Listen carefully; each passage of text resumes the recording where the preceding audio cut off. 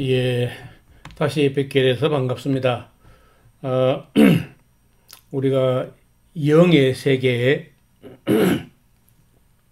보이지 않는 세계, 이 악령들의 세계, 이런 세계를 좀 깨끗하게 하려고, 정화하려고, 에즈라, 스피리추얼 클리닉, 어떻게 하면 이 영적인 문제를 깨끗하게 정화할 수 있겠는가 하는 문제로 고민하면서 좀 이런 영상을 만들어 여러분에게 시간을 빼앗는가 싶어 때로는 죄송하기도 해요. 그러나 이게 너무 중요하기 때문에 세상 어디에서 다른 일을 하면서 보내는 시간보다 이 문제를 다루는 것은 너무 중요하다는 거예요. 그래서 가끔은 여러분들의 시간을 빼앗는 것 같아서 미안한 마음도 있지만은 어떤 사람에게는 정말 그 어둠의 세계에서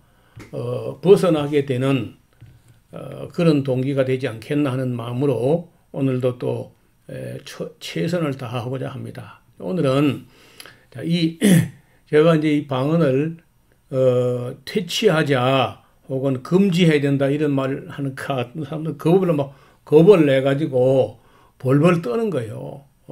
노 목사가 저러다가 이제 성령 해방죄에 걸릴 거라고 막 이렇게 우려를 하는 겁니다. 저를 아껴서 그런 말씀하시는 건 제가 참 고맙게 생각하는데 오늘 그 문제를 좀 더 생각을 해보려고 합니다. 과연 방언을 금하는 것이 성령 해방죄가 되는 것일까? 아니면 방언을 선동하는 것이 성령 해방죄가 되는 것인가? 이런 걸 아무도 아직 말 안 했잖아요. 그런데 이 문제도 작은 문제가 아니기 때문에 오늘 또 시간 되는 데까지 이야기를 해보려고 합니다. 자, 첫째, 방언을 못하게 하는 것이 바로 성령을 해방하는 죄가 아닌가요? 하고 이제 질문들을 하고 의문을 품고 있는 분이 있어요. 특히 목회자들 중에서도 이거 겁나서 벌벌 떠는 분이 있습니다. 방언 같으면은 만약에 그 사람들 입에서 나온 소리가 실제 방언이고 또 거기서 성령의 은사라고 하면 그 은사가 사실인 증거가 있고 확실히 방언에 성령이 주시는 방언에 은사라면 그걸 해방하면은 내가 잘못된 거죠. 근데 제가 40년이 넘게 검증해 본 결과는 그게 방언도 아니고 은사도 아니라는 겁니다. 성령하고는 관계도 없는 거야. 자, 두 번째, 방언을 못하게 하는 것이 성령을 제한하게 하는 것이 아닌가요? 그리고 이제 성령을 제한하는 거라고 또 우기는 사람이 있습니다. 제가 왜 성령을 제한합니까? 또 성령은요, 저 같은 사람이 제한한다고 제한되는 게 아니야. 성령은 전능하시고 자유로우신 분인데 나 같은 시고 늙은이가 뭘 제한한다고 제한되겠어요? 말도 안 되는 소리야. 제가 제한하려고 하는 악령의 활동을 성도들과 목사들을 그냥 무제한으로 속이는 이 악령의 활동을 좀 방언 귀신의 활동을 좀 제한해보자, 억제해보자는 거지 성령을 왜 제가 제한합니까? 또 방언을 못하게 하는 성령을 소멸하게 하는 것이 아닐까요? 별걸 다 염려하는 거죠. 성경에 성령을 소멸치 말미에 그런 말이 있거든요. 성령이 하시는 일이 어떤 일 하시느냐 이걸 하면 또 시간이 많이 가는데 그래도 몇 가지만 해봅시다. 성령이 하시는 일 중에 가장 중요한 일, 우선적인 일, 가장 가치 있는 일, 그게 뭐냐?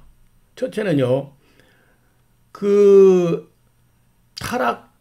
타락하고 일그러진 그런 인간성이 아직 그래도 남아있는 어떤 사람을 선택하신 후에 그에게 영감을 불어넣어 가지고 하나님의 신에 성령에 감동하게 하신 후에 성경을 기록하게 한 거예요.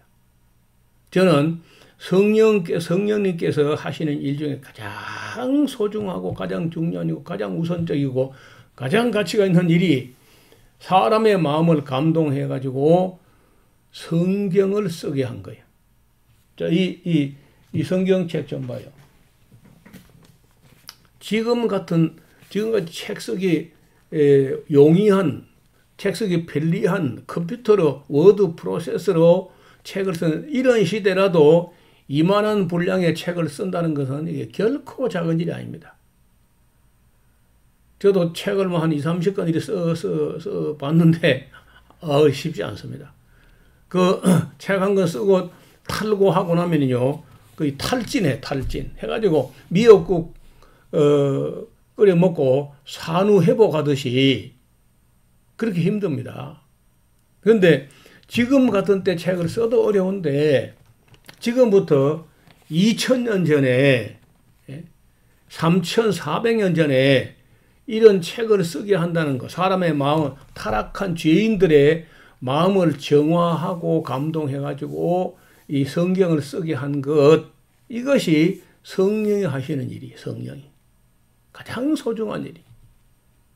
그러면 책만 써서 만들어만 놓으면 끝나느냐? 아니지 않습니까? 이거 뭐 성경책 막 많이 만들어 놓으면 끝나는 것도 목사는 필요 없는 거지. 이걸, 자, 1차 전달은 하나님 가슴 속에, 하늘에 계신 하나님 가슴 속에 있는 하나님의 뜻이 그 성령의 감동으로 해가지고 이 성경책을 기록한 데까지, 이걸 제가 1차 소통이라고 그래요. 1차 소통. 하나님께서 하나님의 하늘에 계신 하나님의 가슴 속에 있는 하나님 뜻이 이 성경책에까지 기록된 이 과정을 1차 소통이라고 합니다. 뭐 제가 쓰는 용어인데 딴 분은 뭐 그런 말 잘 안 합니다만. 그 다음에 이 1차 소통, 성경책에까지만 와 있으면 끝나는 게 아니고 이 성경책에 있는 기록된 것을 오고 오는 시대에 사람들에게 전혀 이런 하나님 가슴 속에 있는 하나님 뜻을 모르는 사람들에게 이것을 알아듣고 응답하도록 가르치는 일이 또 사람과 성령이 함께 해야 돼요. 사람만 갖고 안 돼. 이 성경 가르치는데 성령의 감동으로 기록된 책을 가르치는 사람도 성령의 감동이 돼야 돼요. 내적 조명이 있어야 이 성경이 보이고 열리고 설명이 되고 그렇게 한다고. 그래서 그 말씀을 이 성경 안에까지 도착한 것은 1차 소통. 성경에 기록된 것을 사람들도 그 시대에 사람들이 가르치는 것을 2차 소통이라고 하면은 오늘 성령이 하시는 일이 뭘 하는 거냐? 어떤 사람을 뽑아 세워가지고 성령의 감동으로 거듭나게 하시고 하나님 말씀을 바르게 인식하고 알아듣게 한 후에 사람들에게 가르치게 하는 이것이 가르치는 은사와 지혜의 말씀의 은사와 지식의 말씀의 은사를 주셔가지고 그 시대 사람이 가르치는 거. 이걸 제가 2차 소통이라고 그래요. 2차 소통. 그런데 1차 소통은 완료. 1차 소통은 하나님의 가슴 속에서 이 성경체계까지 도달하는 데까지 소통은 완벽하게, 퍼펙트하게 완료됐습니다. 문제는 이게 이제 기록되었다면은 오고 오는 시대의 모든 사람들에게 그 사람들을 제자를 삼아가지고 그 성삼위 이름으로 세례를 주고 이 하나님께서 우리에게 위탁한 이 창세기부터 계시록까지 말씀을 한 권도 빼지 말고 전하고 가르치고 이해되게 하고 응답하게 하는 것이 2차 소통인데 저는 볼 때 2차 소통은 거의 이루어지지 않고 있어요. 지금보다 더 어려울 때 1차 소통, 성경이 기록되게 되는 데까지는 완전히 성공했는데 문제는 현대인들과 뭐 종교개혁 시대, 중세시대 다 봐도 2차 소통, 이 성경 말씀을 사람들 가슴 속에 심어주는 일은 거의 실패하면서 지나왔다고 봐요. 그래서 저는 어떻게 하든지 모든 교회, 모든 목회자가 모든 성경을 모든 성도에게 더하지 말고 빼지 말고 왜곡하지 말고 노닥거리지 말고 기록된 원 목적대로 가르쳐 전하고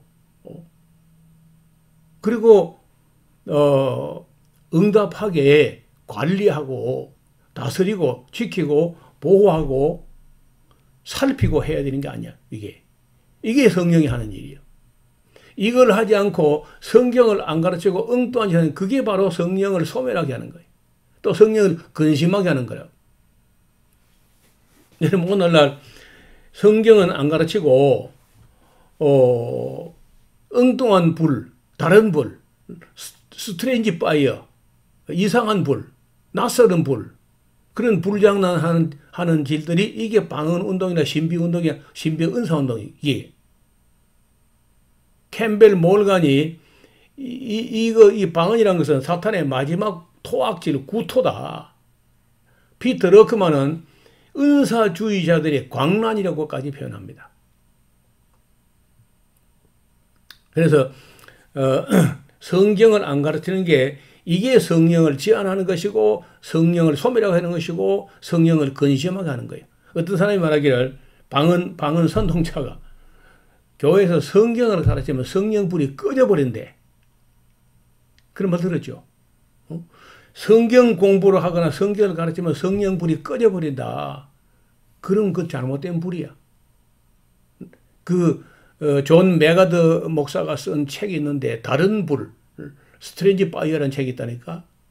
성경을 가르치면은 꺼져버리는 불이라면 그게 바로 악령불이라고. 다른 불, 낯설은 불, 이상한 불이지. 또 어떤 사람은 교회에서 방언을 문제 삼으면은 담임 목사도 방언을 하고 집사, 권사, 장로까지 방언을 하는데 우리가 가가지고 방언을 문제 삼으면은 그 교회 화평을 깨뜨리는 죄가 아닐까요? 이런 염려도 하는 것 같아요. 예. 이 방언을 가지고 문제 삼으면은 교회에 문제가 되죠. 문제가 되고 또 화평이 혹시 깨어질 수도 있을 겁니다. 그 점도 염려 안 되는 건 아니에요. 그렇다고 그래 화평이 깨지고 어려움이 생긴다고 해가지고 우리가 거짓 화평, 거짓 방언 안에서 화평 가만 놔두는 게 옳은가요? 예수님께서 내가 온 것은 화평케 하려고 온 게 아니라 검을 주려고 왔다. 내가 이 불을 던지놨는데 이 불이 붙었으면 무엇을 염려하리요? 거짓 화평이 깨어질지라도 방언이 잘못된 것 같으면요 말을 해야 됩니다. 어렵죠. 저 하는 거 보세요. 방언 때문에 제가 곤욕을 치르고 욕을 먹고 어떤 사람이 이단성이 있다 별소리를 다 하지만요 제가 포기하지 않습니다. 밀리거나 위축되거나 그렇게 하지 않습니다. 몰라서 하는 걸 갈볼 수도 없고요. 자, 어떤 사람은요 방언하는 동안에 맛보는 그 황홀경을 포기할 수 없다는 거야. 아이고. 그럼 끝난 거죠. 자, 이리 보세요. 어떤 사람이 마약을 하면은 황홀하다. 그래서 나는 그 마약을 포기할 수 없다. 그러면 끝난 거지 제가 보기로는요, 방언이야말로 이 황홀경을 맛보지 못하는 방언도 있고, 상당히 많은 방언 제일 깊이 빠진 사람들이 그 방언하는 중에 황홀경에 빠집니다. 그는 불교도 있고, 힌두교도 있고, 이슬람교도 있고, 다 해요. 같은 소리 반복하는 중에 니르바나라고 하는 열반에 들어가는 거예요. 거의 무아지경에 빠져가지고 황홀경에 빠지는데 그 맛 때문에 못 벗어나는 거예요. 어떤 분이, 어떤 장로님이 40년간 중학생 때부터 시작해가지고 50대 중반까지 저를 만나기까지 40년간 방언했어요. 근데 이분은 그 방언의 경지가 깊어서 가지고 황홀경에 빠지는 거예요. 아, 근데 이제 깨닫고 보니까 이 방언이 가짜니까 할 수도 없고 안 할 수도 없고, 안 하자니 그 황홀한 걸 포기해야 되는데, 그래서 이 사람은 노목사의 주장이 틀렸기를 기대하면서 저하고 맞서가지고 방언이 옳다고 성령의 은사라고 이제 그 준비를 많이 해봤는데, 그래 해본 과정에 자기가 연구해봐도 딱 검증을 해보니까 이게 가짜가 확실하다는 거예요. 그래서 찾아와서 하는 말이, 자기는 참 그 연구하고 이 검토하는 중에 노목사 주장이 틀렸으면 하는 마음이 있었다는 거예요. 왜냐하면 그게 너무 황홀하니까. 세상 만사를 잊어버리고 그 황홀경에 빠지는, 매일 아침 그것도 그걸 40년 해왔는데 그걸 내려놓고 나니까 이제 그 황홀한 걸 맛보지 못하는 거죠. 그 무료로 느끼는 그 영적 마약인데, 황홀경인데 그걸 누리지 못하게 된 거지. 나 때문에, 노목사 때문에. 그러나 이분이 그 방은 내려놓고 신학을 했어요. 늦었지만 늦은 나이에 신학을 해가지고 목사가 됐습니다. 방은 내려놓고. 또 8번째, 방언이 다 가짜라고 하면 성도들이 교회 안 나오거나 다 흩어져 버릴 텐데요. 이런 염려를 해요.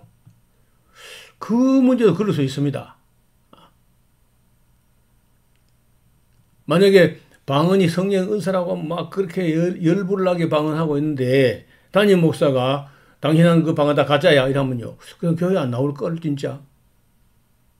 아니, 주일 성수하고 새벽기도하고 11자하고 하던 사람이 교회 안 나올 수 있다는 거예요. 방언이 가짜라 하면은. 그러니까 목회자들이 이걸 알아도 성도들 도망가고 딴 교회를 가버릴까 싶어서 아마 말을 잘 못할 것 같아요. 이것도 큰일이죠. 해아래 참 큰 표단이라. 그래도 말해야 되지 않을까요? 그래도?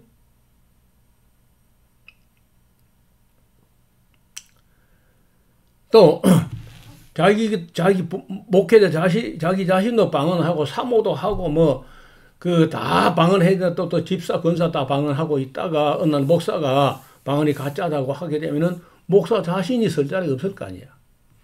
그 여태까지 당연히 거짓말한 거 아니냐, 거짓말로 방언 선동한 거 아니냐 하고 성도들이 따지게 되면 그 목사가 어디 서겠어요. 그래서 목사들이 또 방언 문제를 가지고 이거 검증하거나 수습하거나 알아보거나 하길 두려워하는 겁니다. 슬슬 기피하는 거예요. 또 어떤 사람은요, 아니 그 교단도 있고 총회가 있고 하는데 거기서 왜 아무런 방언에 대해서 대책을 안 해오느냐. 내 말이 그 말입니다. 그 사람들도 몰라요. 교단에 뭐 총회장이나 무슨 뭐 그 간부들 하는 사람들도 방언이 가짜인 줄 모르고 있어. 그냥 아직도 성령의 은사라고, 자기는 못하지만은 성령의 은사라는 걸 부정할 필요는 없다는, 그리고 아주 온건한 자세처럼 그렇게 해요. 대책이 없습니다. 총회에서. 신학교 교수들과 학자들은 왜 가만히 있는가? 제가 물어봐서 왜 가만히 있는가? 그거 말해가지고 이익이 없다는 거예요. 참. 성도들이 방언 귀신에 빠져서 온 교회가 오염되어 가는데, 잠식되어 가는데, 악령에게 점령당해 가는데 이익이 없다고 교수들이 말하기 싫다는 겁니다. 그런 논쟁에 휘말리기 싫다는 거예요. 지금 대한민국에 있는 신학대학 교수들이 그래서 저를 아주 안 좋아합니다.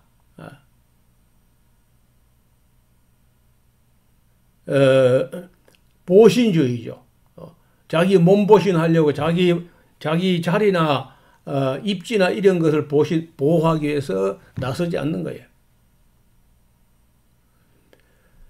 지금도 유튜브에서 방언을 강조하는 영상이 가득합니다. 이 문제 가지고 이제 어떻게 할 거냐. 그래, 우리 같이 문제를 삼자는 거죠. 그래서 이 싸움은요, 저 같은 시골 목사 혼자서, 늙은 은퇴 목사 혼자서 해결될 수 있는 게 아닙니다. 여러분들이, 시청하시는 여러분들이요, 함께 수백 명, 수천 명, 수만 명이 들고 일어나서, 이거 문제 삼아야 됩니다. 거짓 화평 속에 있을 게 아니고 문제를 삼아야 돼요. 자, 13번째, 과연, 노 목사 지금 이렇게 외친다고 해가지고 방언 퇴치 운동 성공할 수 있을까요? 나한테 물어본 사람이 있어요. 글쎄 옳시답니다. 글쎄 옳시다. 아니 성공하길 바라고 하지만 어려울 것 같아요. 제가 저의 힘이라는 게 제가 한계를 알고 내가 분수를 알기 때문에 누가 이걸 들어주면 좋겠는데 지금 보시는 대로 지금 제가 첫 번 영상 올린 것부터 지금까지 다 하면 13시간이 넘어요. 나 같은 사람 이야기를 누가 13시간 들어줄까요? 들어준다면야 희망이 있지. 근데 안 들어줄 것 같아.